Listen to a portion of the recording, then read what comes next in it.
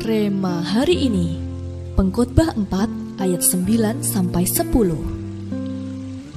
Berdua lebih baik daripada seorang diri, karena mereka menerima upah yang baik dalam jerih payah mereka. Karena kalau mereka jatuh, yang seorang mengangkat temannya, tetapi wai orang yang jatuh yang tidak mempunyai orang lain untuk mengangkatnya.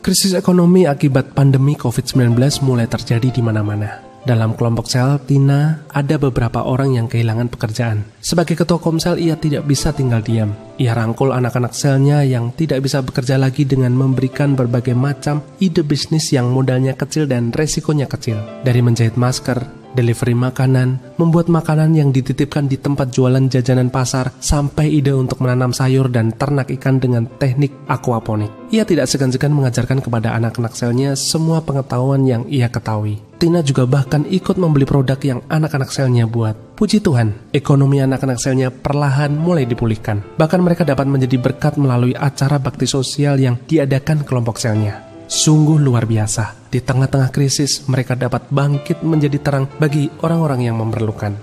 Tepat yang firman Tuhan katakan, berdua lebih baik daripada sendirian. Tergabung dalam komunitas yang positif dan membangun iman seperti kelompok sel adalah sangat baik. Ketika seorang anggota sel ada yang jatuh, ada orang-orang di sekelilingnya, keluarga rohani yang akan membantu untuk mengangkatnya kembali. Ada orang tua rohani yang akan membimbing kita untuk mengambil langkah-langkah yang dibutuhkan saat kita kehilangan arah dan tujuan. Di masa krisis seperti sekarang ini, mari kita bergandengan tangan sebagai satu kesatuan tubuh Kristus, saling menolong, saling membangun, dan saling menabur berkat satu sama lain, sehingga kita dapat melewati krisis ini dengan baik, sehingga tidak ada anak-anak Tuhan yang harus meminta-minta karena tidak punya uang, makanan, maupun pekerjaan. Percayalah, ketika kita menabur di masa krisis, berkat kita tidak akan berkurang atau habis. Karena Tuhan kita Tuhan yang setia dan adil. Di mana ada kesatuan dalam tubuh Kristus, di sana ada Tuhan yang akan mengirimkan berkat-berkatnya dan membangun ketahanan finansial yang kuat di tengah anak-anaknya.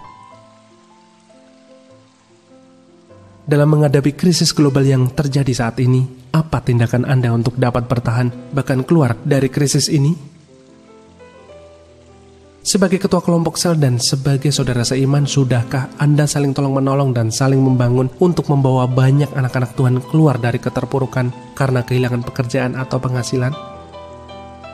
Ide-ide apa saja yang Anda miliki untuk Anda bisa bagikan kepada saudara seiman Anda agar dapat keluar dari krisis? Jelaskan.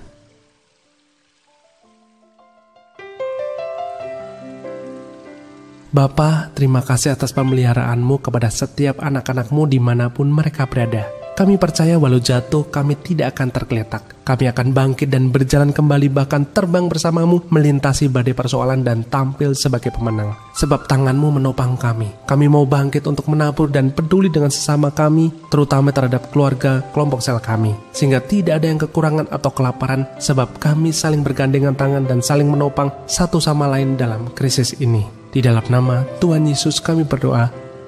Amin. Di masa krisis, kita perlu bergandengan tangan sebagai satu kesatuan tubuh Kristus dan saling menabur berkat.